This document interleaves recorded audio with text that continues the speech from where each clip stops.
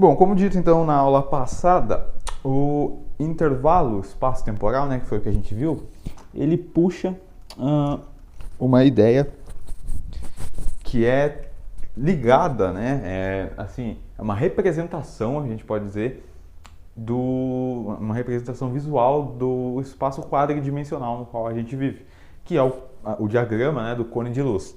A ideia é a seguinte: antes de eu te apresentar esse diagrama, algumas coisas que eu queria falar. Neste momento do curso que a gente ainda está em mecânica, em cinemática relativística, tá? Sem notação de índice, normal, tranquilinho. A gente ainda vai ter que entrar em mecânica relativística. E aí sim partir para a relatividade com notação de índice.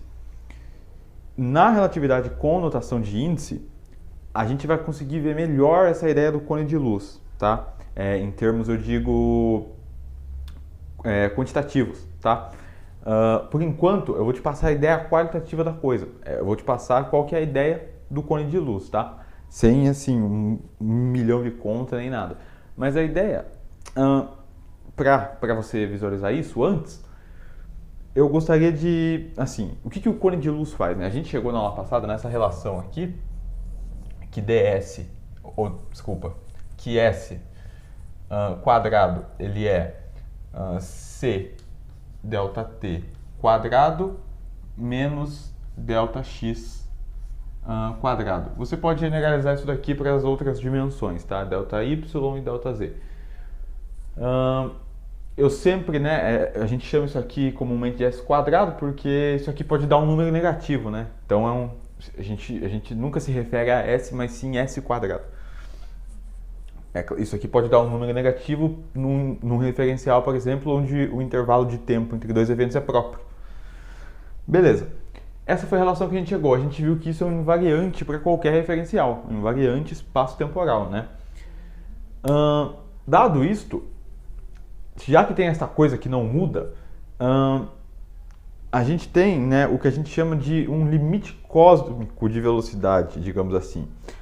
Dizer que a velocidade da luz é a velocidade máxima permitida no universo e que só partículas sem massa que podem chegar nela, a gente vai provar isso em mecânica relativística, mas dizer que a velocidade da luz é o limite não é assim tão bizarro a essa altura. Isso porque se você olhar para o fator de Lorentz, que é esse fator gama, fazer 1 sobre a raiz de 1 menos a velocidade ao quadrado de um certo corpo sobre a velocidade da luz ao quadrado, imagine que você coloque no lugar desse V aqui, imagine que seja a velocidade da luz, não, nem maior, imagine que seja a própria velocidade da luz. Então você tem algo que vai ser 1 sobre a raiz de 1, aí vai ficar C quadrado sobre C quadrado, que é 1, menos 1, que é 0. Raiz de 0 é 0, fica 1 sobre 0. Ou seja, isso aqui, né, tenderia ao infinito.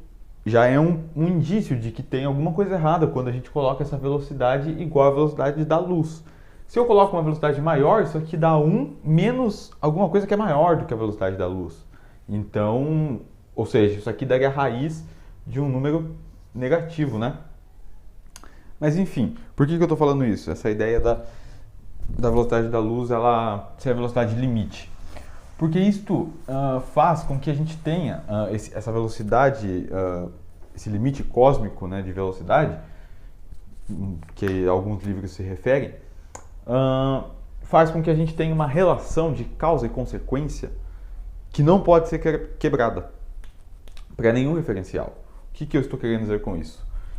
Vamos imaginar o seguinte: eu vou apagar isso daqui, porque depois a gente vai voltar nesse S quadrado aí e discutir um pouco mais quando a gente falar aqui do cone de luz ainda nessa aula. Mas eu quero discutir, para você entender bem o cone de luz, o diagrama, eu quero discutir um evento então que é o seguinte. Vamos imaginar os nossos velhos referencial K e K'. Aqui está meu referencial K. Aqui mede um X. Aqui está o K'. Estou usando a configuração standard. Em T igual a T' igual a 0, as origens coincidem, tá bom? E aí, os eventos serão o seguinte. Deixa eu fazer aqui. Esse K' então é inercial a K. Se move com uma velocidade V constante. V grande. É claro que K' mede posições X'. Qual que é a brincadeira? Vamos fazer aqui então um evento de causa e consequência, ou seja, dois eventos, né? Primeiro uma causa, depois uma consequência, depois um efeito dessa causa. Por exemplo, jogar, eu tenho um pedaço de giz pequenininho aqui. Eu vou jogar esse pedaço de giz na lousa. O meu evento 1, ao invés de ser um pedaço de giz que eu vou tacar na lousa, vai ser uma pedra que eu vou atirar num vidro, tá bom? O evento 1, então, ou seja, teve uma relação aqui de causa e efeito, causa e consequência. A causa, atirar a pedra no vidro, a consequência, o vidro quebrou, tá? Eu não posso ter nenhum referencial que discorde disso. Eu não posso ter nenhum referencial que veja primeiro a consequência, depois a causa. Ou seja, não pode existir referencial tal que primeiro o vidro quebre e depois eu jogue a pedra. Então, para mostrar isso, eu vou fazer o seguinte. Vamos supor que, eu sempre me refiro, né, ao K sem linha como sendo agente, vamos falar que foi a gente que jogou essa pedra. Então, a gente jogou essa pedra aqui na posição x0, que é a origem para nós. Mas eu não vou chamar de x0 não, eu vou chamar x de causa, tá? Então aqui eu tenho a causa, e aí aqui ocorre que eu tenho um espelho, e então neste ponto aqui ocorre a consequência, tá? Vou desenhar esse espelho dessa forma. Então aqui está a consequência. Então este x aqui é um x, eu vou colocar de efeito, tá? Não de consequência, para não confundir com causa. Então aqui está a causa, evento 1, tá? Evento 1 é a causa, ou seja, arremessar a pedra. Evento 2 é a consequência, tá bom? Então, consequência não, efeito, né? Vou colocar o efeito. Efeito. Beleza. Causa e efeito, tá bom? Nós medimos a causa em x0, o efeito em um x, xe, que eu estou chamando de x de efeito. Então, a gente jogou uma pedra no vidro e o vidro quebrou. Vamos supor, então, eu fiz essa afirmação, eu não posso encontrar nenhum referencial. Então, vamos lá. Se eu quero uma relação causal aqui, né, eu tenho que falar que por uma questão de causalidade, para todo referencial K, seja K', K'2, K duas linhas, enfim, Kn, para todo K, todos esses inerciais, tá? É bom colocar aqui, ó, inerciais,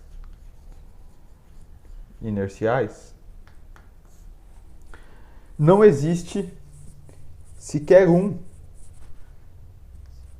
vou chamar KI, por exemplo, o I está dentro desse uma linha, duas linhas, até o N, ele tá entre esses, não existe nenhum destes, suponha que esses sejam infinitos referenciais, não existe nenhum no qual a causa, eu vou chamar a causa de C, antecede, ou melhor, precede o efeito. Ou seja, não existe nenhum onde primeiro este acontece e depois este acontece, tá? Todos os referenciais devem ver primeiro a causa acontecendo, o evento 1, depois o evento 2 acontecendo, tá? Eles não podem, nenhum referencial pode ver isso. E para provar essa afirmação aqui, eu vou fazer o seguinte, eu vou dizer que pode, eu vou dizer que existe um referencial que primeiro vê o vidro quebrando e depois vê eu jogando a pedra. Como que eu vou fazer isso? Isso se chama, né, já até fiz um vídeo no canal disso, uma demonstração por absurdo. Dá uma olhada lá, se você nunca viu o que é uma demonstração por absurdo. Basicamente a gente assume uma coisa, a gente quer provar uma coisa. Pega essa coisa que você quer provar e fala o contrário, fala que dá para fazer. Você vai chegar num absurdo, provavelmente, se a sua afirmação está correta. A gente fez isso, eu fiz isso no canal o ano passado, eu acho, para provar que a raiz de 2 é irracional, né? Mas enfim, eu acho que é o método é o mais comum que existe de provar a raiz de 2 irracional. Enfim. Então vamos provar, vamos falar que existe um referencial que veja o efeito ocorrendo antes da causa. Como que eu falo isso matematicamente? Para o efeito acontecer antes da causa, isso aqui, o efeito, tem que viajar com velocidade maior do que a da luz. Ou seja, os eventos 1 e 2, ele viaja aqui com uma velocidade que eu vou chamar de u, pode ser?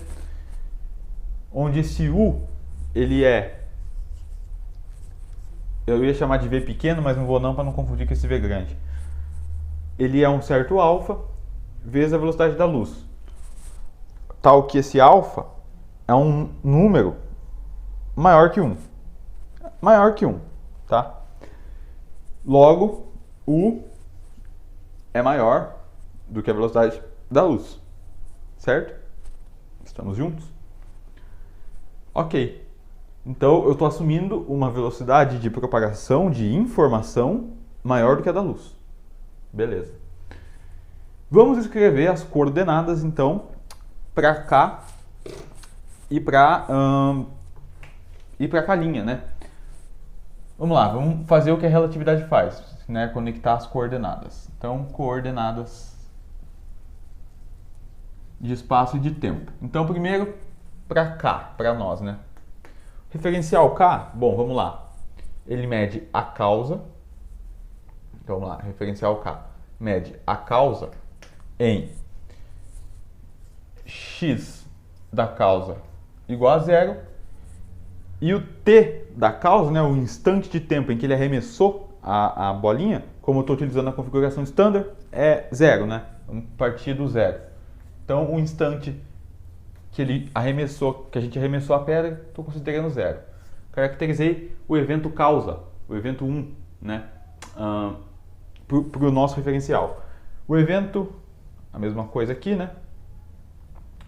O evento efeito, ou seja, o vidro quebrando, o espelho quebrando, acontece numa posição que a gente mede x de efeito, e ocorre num tempo que é um tempo de efeito, um instante de tempo, que é simplesmente xe, né, o tanto que a informação, a pedra, né, andou, sobre a velocidade. Tudo bem para vocês? Velocidade, né, é distância sobre tempo, né? Eu poderia escrever isso aqui assim. Distância sobre tempo. Simplesmente isso.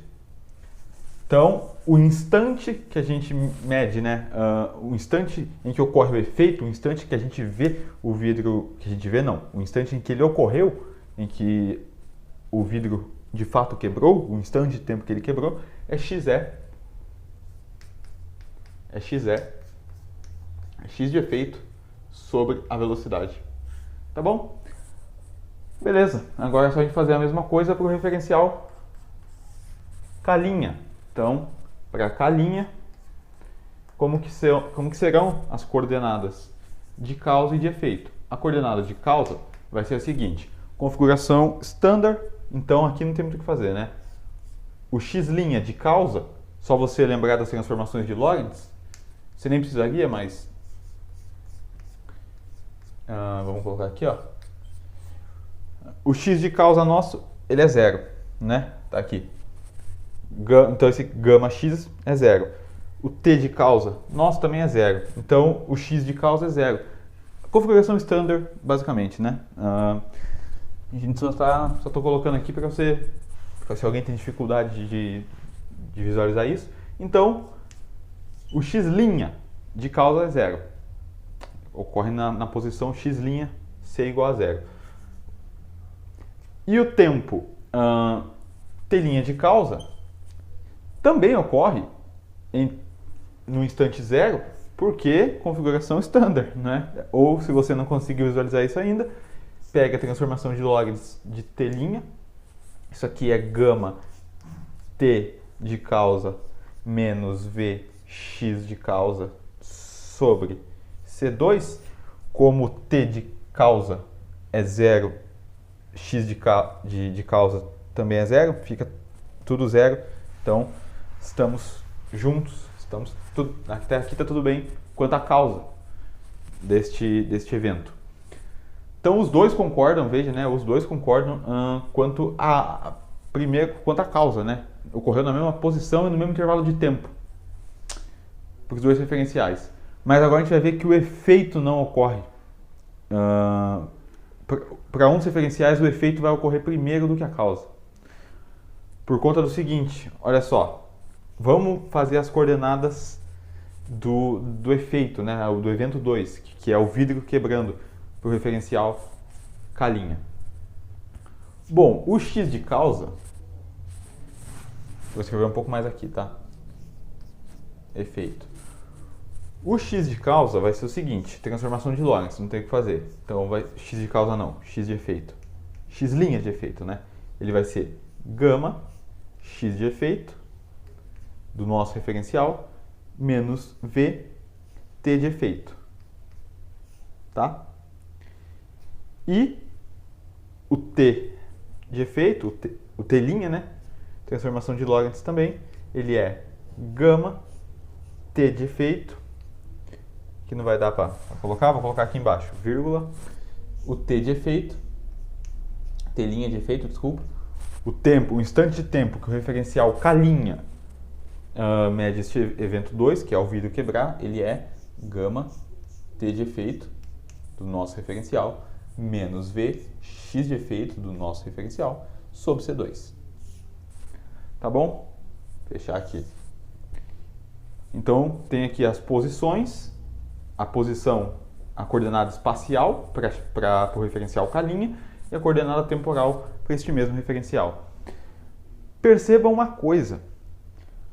Para o referencial K', o efeito acontece antes da causa. É só você comparar aqui, ó, essas duas coisas.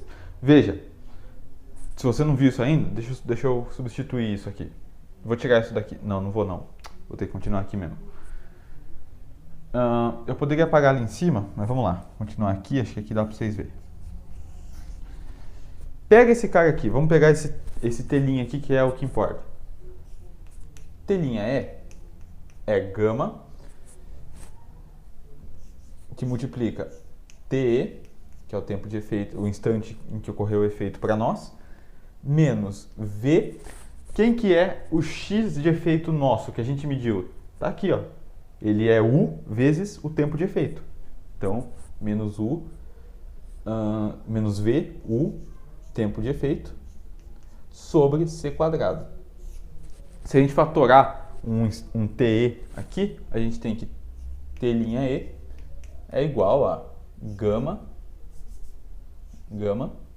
TE, né, que é o instante de tempo que ocorreu o segundo evento, multiplica 1 menos, vou substituir U por alfa C, vai matar um C daqui, então vai ficar V alfa sobre C, né? Ficou isso, deixa eu ver se deu para pegar aí embaixo. Deu.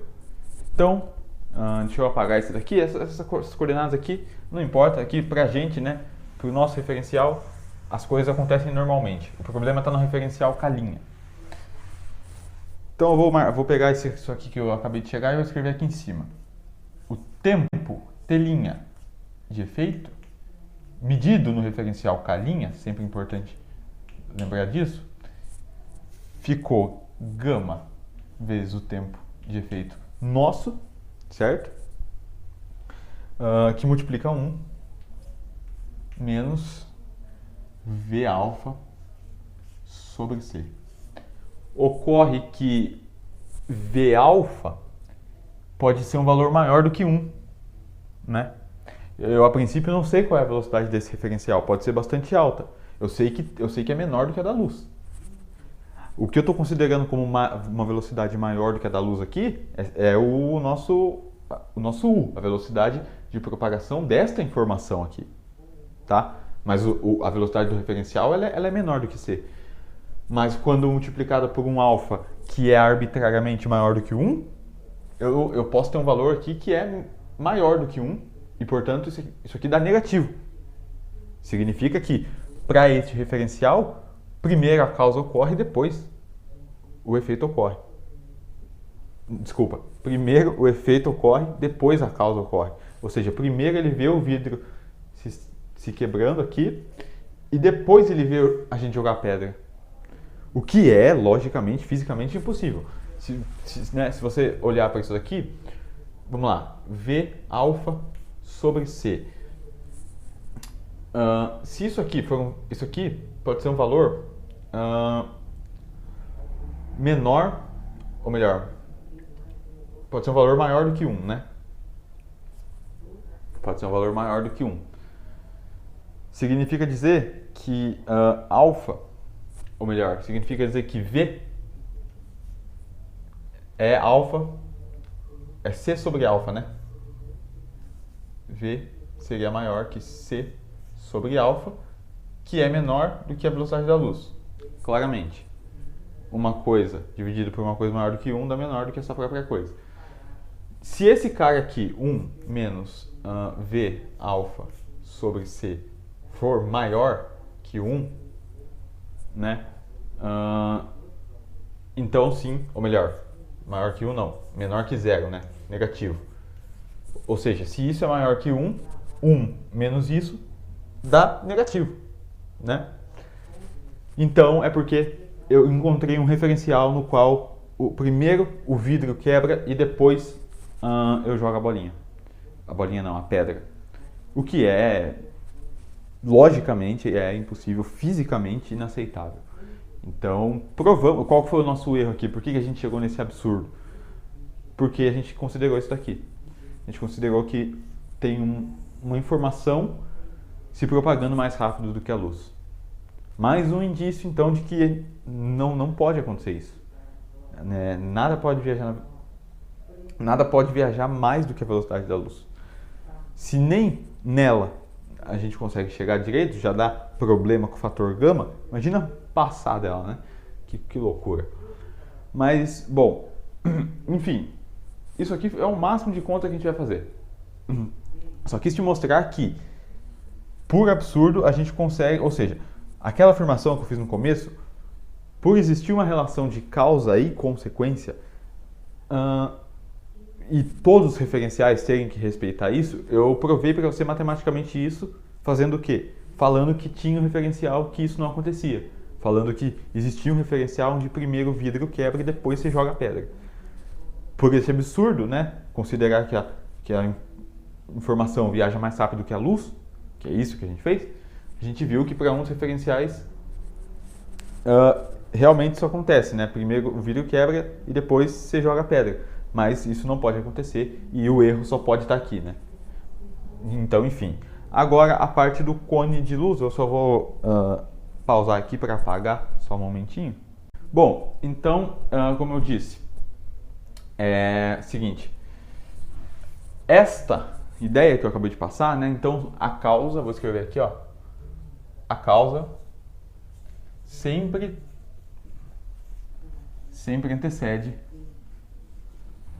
antecede o efeito. Agora, dizer isso não é dizer que...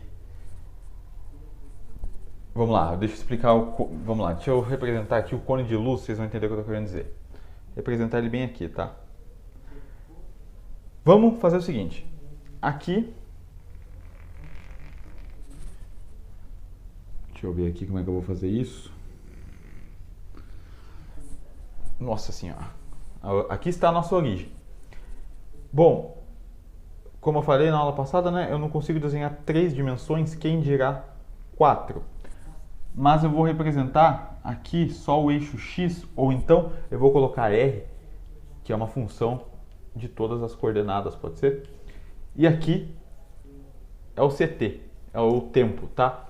Por que CT? Porque quando a gente escreve CT, a gente está falando que o tempo pode ser medido em unidade de metro, tá? Aquela ideia que a gente teve no finalzinho da aula passada, tá? 1 segundo é equivalente a 3 vezes 10 a 8 metros por segundo. Então, e inclusive é o que aparece no nosso S quadrado, né? Eu vou deixar ele até aqui que ele vai ser importante. Ele é C delta T quadrado menos delta X quadrado. Se você quiser, você pode escrever isso daqui, né? Como eu falei naquela aula passada, como menos a soma quando um certo I, um índice I vai de 1 até 3, de delta xi ao quadrado. Desse jeito aqui. É só você chamar o x1 de x mesmo, o x2 de y e o x3 de z. Veja, pode você falar, mas isso aqui só vale para coordenadas cartesianas? Não, poderia ser r, θ e φ, que é o caso das esféricas, poderia ser r, φ e z, coordenadas cilíndricas, enfim, é o que você quiser. Por isso que é mais simples escrever com notação de índice, vocês vão ver quando a gente chegar lá. Você generaliza para qualquer coordenada, para qualquer, né, enfim. Mas aqui, para não confundir vocês, eu vou escrever só ΔX, tá? Então aqui é menos ΔX quadrado. Então aqui eu vou colocar x para ser condizente com o que eu estou colocando ali. Essa é a reta x. E essa é a reta CT. O cone de luz, ele é o seguinte. Vamos lá. Como a velocidade da luz ela é constante, uma luz, um pulso de luz que é emitido aqui na origem, por exemplo, ele se propaga fazendo 45 graus, mais ou menos isso daqui, ó. Se propaga assim, certo? Digamos, enfim, deixa eu prolongar essa reta aqui, já falo sobre isso. Ele se propaga tanto para cá quanto para lá, né? Deixa eu ver se isso daqui vai ficar na mesma inclinação, é meio difícil. Vamos lá. Suponha que está com a mesma inclinação, tá? Só uma representação aqui. O que acontece? Então, eu emiti aqui um feixe, um pulso de luz, né? Um sinal luminoso, e esse sinal ele vai abrindo aqui, e quanto mais o tempo vai passando aqui, né? Aqui é a reta do tempo. Quanto mais o tempo vai passando, mais observadores este meu pulso vai atingindo. Claro, a velocidade da luz ela tem um limite, ela não é instantânea, né? Mas a ideia é, esse ângulo aqui é exatamente 45. Tudo o que está dentro desse cone aqui, por que a gente fala cone de luz, né? Você fala, não estou vendo um cone aí não. Eu vou te mostrar por que a gente fala cone de luz. É porque na representação tridimensional, isso aqui forma um cone, tá? Isso aqui forma um... Aqui, ó, se você ver, ó.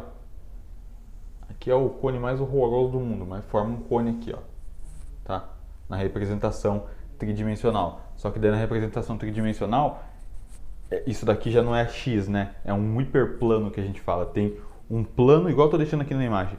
É um plano representando as dimensões espaciais e é um hiperplano, né? E tem o cone representando o tempo, né?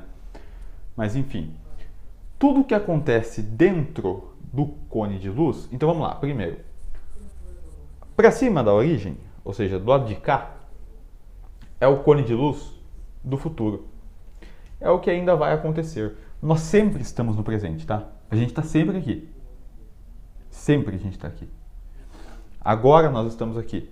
Quando eu falei isso, nós já não estamos mais, mas agora nós estamos aqui de novo. É meio louco esse negócio, né? Mas nós estamos aqui. Sempre, sempre no presente.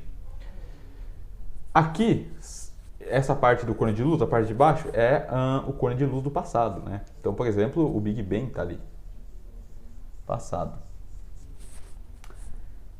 O que nós fizemos no quadro anterior, que foi mostrar a pedra lá, que quebra o vidro, um referencial, ver primeiro o vidro quebrando e tal, pode ser, aqui é o presente então, né?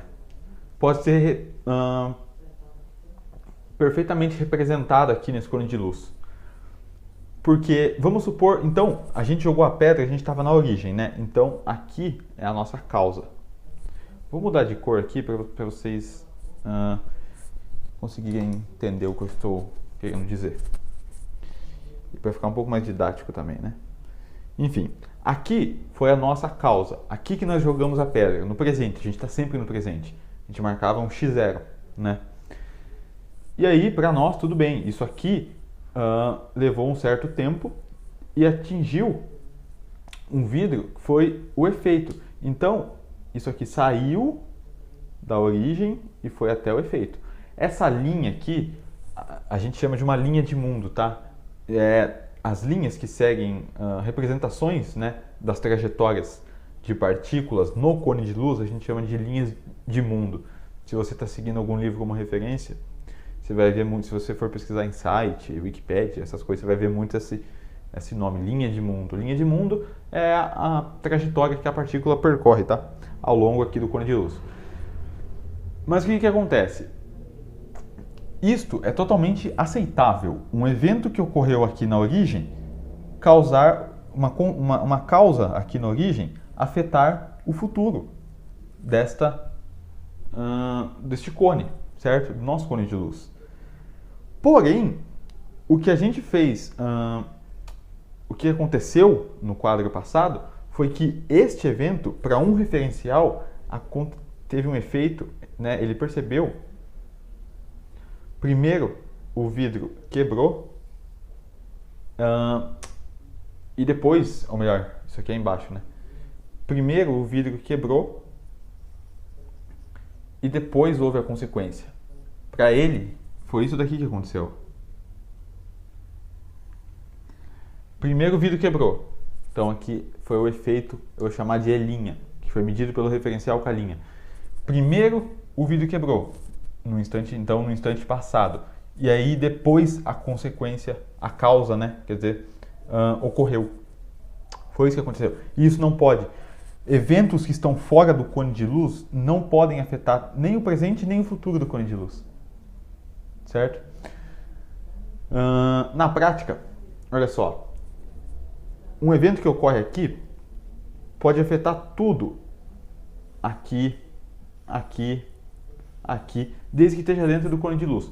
Mas se esse cara aconteceu aqui, ele não pode afetar um evento que está aqui, por exemplo.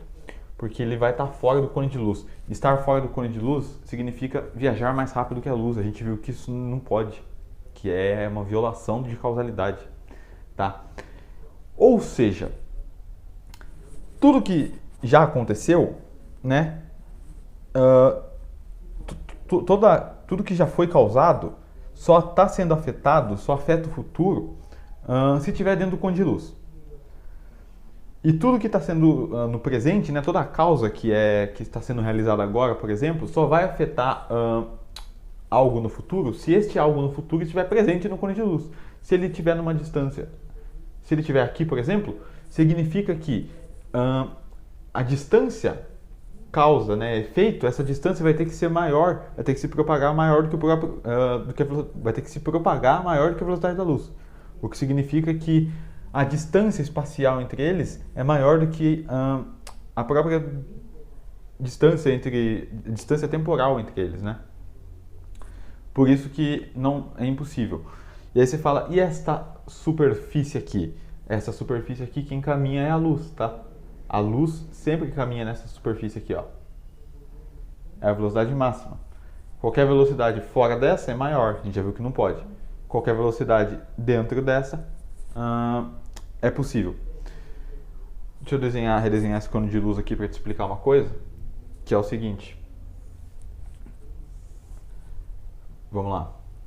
Fazer ele aqui de novo, ó. Então aqui é a velocidade da luz. Tá? E aqui é o presente. Toda partícula que segue uma trajetória dentro aqui do cone, então tem uma partícula que segue uma trajetória aqui, vou chamar essa trajetória de 1, aí tem uma partícula que segue a trajetória que é da própria luz, que eu vou chamar de 2, e tem uma partícula que segue uma trajetória fora do cone, vou chamar de 3. A gente dá nome a essas trajetórias, tá? A trajetória 1, vamos olhar para o DS, pro S aqui. Quando a gente olha para o S, a trajetória 1 é uma trajetória que a gente chama de tipo tempo, tá? Então, escrever assim, ó, TR1 é uma trajetória tipo tempo. Tipo tempo porque a inclinação é maior para o lado do tempo, né? Perceba, se isso aqui é 45 graus, este ângulo que a luz faz, aqui é a luz, né? Uma inclinação, né, no sentido anti-horário aqui, é uma inclinação para o lado do tempo. Então a gente diz que é uma trajetória tipo tempo. Uma trajetória tipo tempo é quando esse cara é maior do que esse. Então significa que uma trajetória tipo tempo significa que C delta T é maior do que delta X. E isso implica que se esse cara é maior que esse, implica que S é maior do que zero. Ou seja, S é positivo.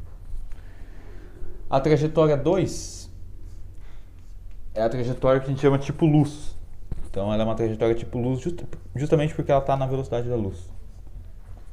Então, trajetória tipo luz. A trajetória tipo luz indica que C dt é igual ao delta x, ou seja, vou colocar aqui, né? C delta t é igual a delta x. E isso implica que o S é zero. Tá? Isso implica num S zero. Na verdade, né, no geral, eu vou colocar o quadrado aqui, porque isso aqui pode dar negativo, como eu falei. Tá dando pra pegar daí? Tá.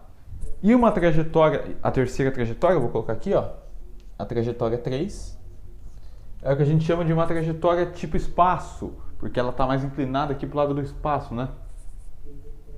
Então ela é tipo espaço, vou colocar aqui embaixo. Tipo espaço. E é claro, como você deve esperar, é quando delta x, ou melhor, é quando C delta t é menor que delta x. Estou colocando tudo ao quadrado aqui, né? E isso implica num S quadrado negativo, tá? Enfim, então essas três trajetórias são as três trajetórias possíveis no cone de luz, tá? Essa daqui, na realidade, ela não é possível para partículas massivas. Na verdade, para nenhuma partícula, né? Tem a questão lá dos táquions, mas a questão é um pouco mais profunda daí.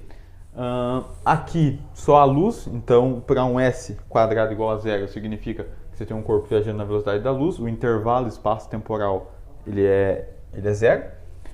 E uma trajetória do tipo 1 aqui, né, uma trajetória tipo tempo, significa um S quadrado maior do que zero, ou seja, um S quadrado positivo. Significa que dois pontos estão separados no espaço, né, no espaço-tempo, tanto pelo espaço quanto pelo tempo, né? Estão separados espacialmente e temporalmente. Então, enfim, esses são os três tipos de trajetórias que uma partícula pode seguir no cone de luz. Como eu falei, aqui eu estou te passando só a ideia qualitativa. Tem muita coisa para a gente tratar a respeito desse cone de luz quando a gente entrar em relatividade com notação de índice. E, bom, então na próxima aula a gente vai falar da regra da soma de velocidades, né? Que para o Galileu era V igual a V' mais V. A gente vai ver como que é isso dadas as transformações de Lorentz. Até porque foi isso que motivou a gente a construir a teoria da relatividade especial, né? Bom, então, na aula de hoje foi isso. Espero que tenha gostado. Valeu, falou e fui!